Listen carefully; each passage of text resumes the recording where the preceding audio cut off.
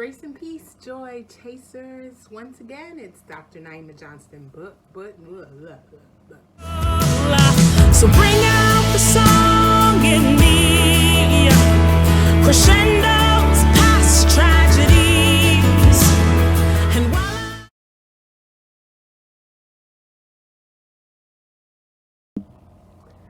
Grace and peace, joy chasers. Once again, it's Dr. Naima Johnston Bush coming with you, coming to you with part 2 of our series on 4 things that keep us from achieving our God-given dreams. And today I want to talk about number 2. Maybe we'll get into number 3. I don't want the video to be too long. If we don't get to 3, then we'll do a 3rd video and then a 4th video if need be. But if you remember, I'll put the link to the first video below. We talked about the number 1 thing that keeps people from achieving their God-given dreams or pursuing their dreams or pursuing the calling that God has on their life or starting a business is fear. So today we're going to move into number 2, which is lack of resources. And if that sounds interesting to you, if you're called to build a ministry or pursue a vision that God has called you and you don't know where to start, then this is the video for you. Make sure you hit that subscribe button down below and hit the notification bell so you know when we upload new videos. And this, of course, is a channel where we are pursuing joy. We're on that wild ride to joy with Jesus, and we talk about all things music ministry related, lifestyle, Christian lifestyle, and ministry building. And so go ahead and hit the subscribe button. So I want to jump right in and talk about number 2. So number 2 on the list of things that keep us from achieving our God-given dreams is a lack of resources. We believe that we don't have what we need to do the job that God has called us to do. And I remember I had been doing full-time ministry for a couple of years, and I really felt like I didn't have the money to have this real big production CD. I didn't have the staff to help build. I didn't have all of these different components that, people always say you need to do music ministry. And I was just like, Lord, I'm just ready to quit. And it had been a rough patch, rough season, and ministry really wasn't growing, and I just didn't know what to do. And I remember telling the Lord I was just ready to quit. And I remember hearing so distinctly in my mind Judges chapter 6. And so I went to the Bible and I opened up Judges chapter 6. I had no idea what it said. I knew I'd read Judges a number of times, but I couldn't have told you off the top of my head what it was about. And it was actually the story of Gideon, and Gideon being called to fight the Midianites, and him saying to the Lord, well, who am I? I don't have what I need to fight and to win. And basically what the Lord said in Naima'ese is, go with what you got because I go with you. And so I took that and I really grabbed a hold of that. And I wrote a whole book about it. You can catch it on Amazon. I'll link that down below as well, on go with what you got. God's got it. So number 2 is the lack of resources, where you feel like you can't go forward because you don't have the proper resources to do what God has called you to do. But one of the things that we have to remember is that there is always a way to get started, even if we don't have $1 million in our hand. Because one of the things that we need to remember is God is the creator God. He's the God of all the universe, and he owns the cattle on 1,000 hills. And whatever we need, he truly has, if we have the faith to believe that he will supply them or he will open the door. And if you don't get it, well, maybe you just don't need it. Maybe you think you need it, but maybe you just don't need it. So if God called you to do it, then what you need, you already have in your hand. And if you get a moment, go back and read Judges chapter 6 and read about Gideon and study that out, and see how that relates to your life today.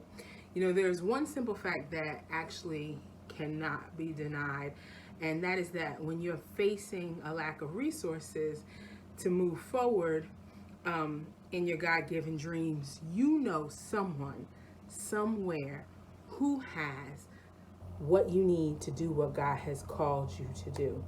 All you have to do is pray and ask. I always tell people it's a very simple process. Pray and then see who the Lord directs you to and ask. And then thank them and thank the Lord and pray and ask and pray and ask and pray and ask until you get where it is you're trying to go. You know, I've gotten more stuff by simply praying and then asking, you know, for the Lord to open the doors. I've gotten staff, volunteers, financial resources, recording equipment, donations, all kinds of things just by asking. And sometimes I never even had to ask. It was just, you know, after a serious time of prayer, the Lord put me on somebody's heart and they called me up and said, is there something specific that you need for the ministry right now? And I would say, well, yeah, I need this, this, and this. And they would say, well, I happen to have that thing. You know, especially when you're working in a ministry that requires you to get out in front of people, you know, who do you know that can open a door for you? I've traveled more places, and every time I travel someplace, I ask, you know, do you know somebody who might be interested in having me come and minister? And sometimes I get a yes, call so-and-so. And sometimes I get a no. Or sometimes I get a yes, call so-and-so. I call so-and-so and they say no. But sometimes I get a yes, we'd love to have you, so come on out. So pray and ask. If you don't have the resources that you feel you need to do what God has called you to do, pray, ask. Pray, ask. Pray, ask. Yeah, so the word tells us, you know, ask and you shall receive. And you need to just kind of get to asking. And remember that universal law of reaping and sowing. You know, one of the things that cracks me up is that people talk about the universe gave me such and such. And I asked and I put it out to the universe. But the universe in and of itself is a created thing. The universe is a created thing created by the creator. But the creator has specific biblical laws that he has set forth in his word that we must follow. And it says that if you ask, you shall receive. If you reap, you know, if you sow and you reap, you sow and you reap, you sow and you reap.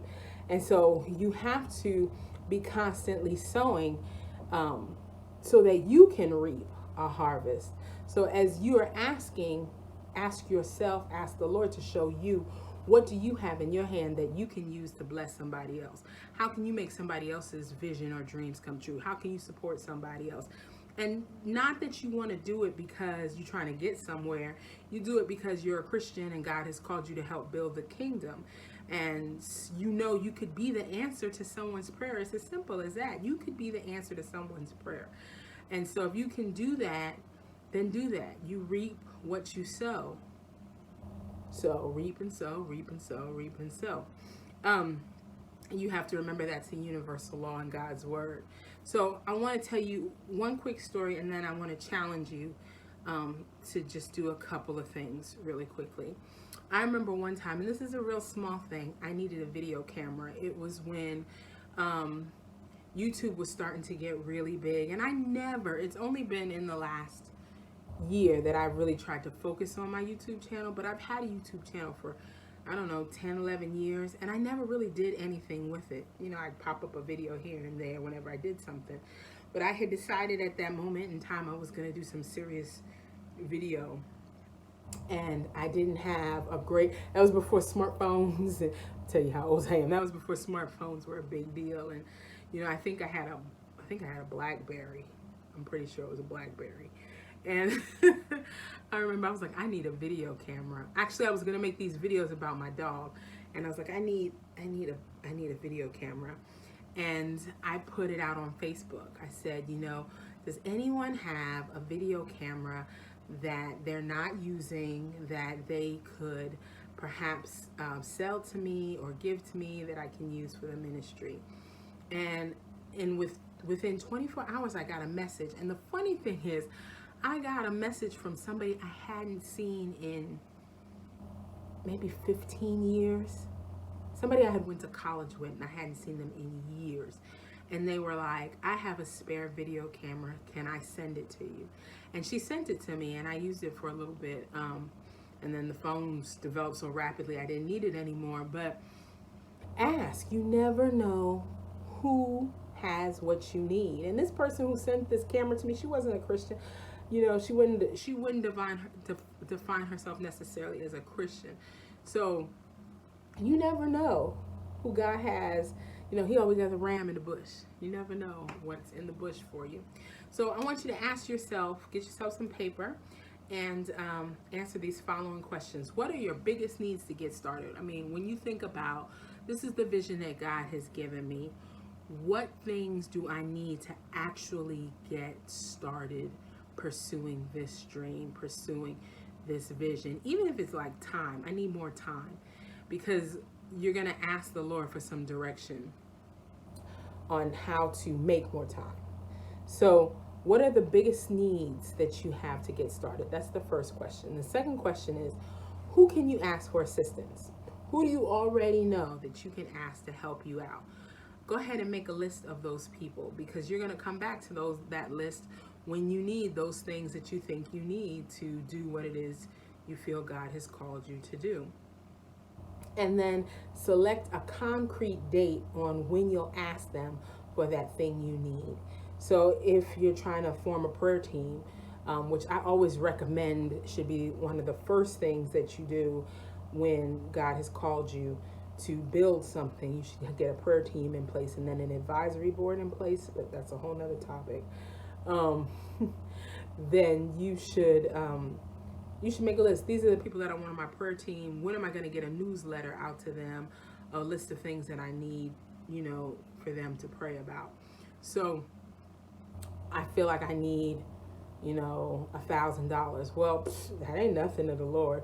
So maybe it isn't a question, or maybe you don't feel comfortable asking somebody. So then you fast and you pray and you ask the Lord to provide it however he chooses to provide it. And he'll either give you the boldness to, ask. He'll provide it some miraculous way, or you won't get it. And if you don't get it, maybe it's because that isn't really what you need at this moment in time. So select a concrete date. We're going to get this done by this date. And I always say pray and listen, because you can put all your plans together, and if it's not in God's will, it really is irrelevant. So the whole time that you're following these steps, you need to be checking in with the Lord and making sure that they line up with his will for your life. Now, I want you to remember we're already at 12 minutes, so we'll go ahead and we'll do a part 3 and a part 4. So look for those over the next couple of weeks. But I want you to remember, I want to leave you with this. First of all, don't be afraid to ask the people that you're asking for things, for suggestions, if they don't have what you need. So if you think somebody has something you need and they tell you, I don't have that, or I don't know that, then the question might become, do you know somebody who does? If you're called to start singing and you want to get out and sing, you ask your pastor, do you know a pastor who might be open to having me come sing for some Sunday morning service? And then ask the next pastor, and then ask the next pastor, and you begin to get online and start singing on live stream. Just get moving. Take what people are willing to give is number 2. So the first one is, don't be afraid to ask the people for suggestions if they don't have what you need. Number 2 is, take what they are willing to give. God can do so much with so little. Mustard seed faith can do great things. So a tiny gift in the hand of something that you think is so huge, but you can't seem to obtain, God can do miraculous works with by your faith, and by his power. And then don't forget to apply the 2-step approach of praying and asking. So pray and ask, pray and ask, pray and ask. So I'm going to ask that you hit the subscribe button, share this video out if it was beneficial to you. If you know someone who is trying to build a ministry or feels called to lead a ministry or pursue a God-given dream or start a work for the Lord, go ahead and send this on to them, and hopefully it blesses them, and ask them to hit the subscribe button. I would appreciate that. If you have any questions or comments, I'd love to hear them. You can either email me, that information is below, or you can leave it in the comments below as well. I am available for speaking engagements and guest worship, leading, and concerts. So if you'd like to book me, that information is below too in the description. So hopefully you'll join me for part 3 of our 4-part series. Thanks so much for tuning in. Once again, it's Dr. Naima Johnston Bush from the Refreshing Life with Naima. And I'm still trying to think of a good slogan, you know. I know it's music, we focus on music, ministry, and lifestyle, but you know, I need something cool. So if you can think of something cool, let me know. I'd love to hear your suggestions. All right, thanks so much for watching. Take care.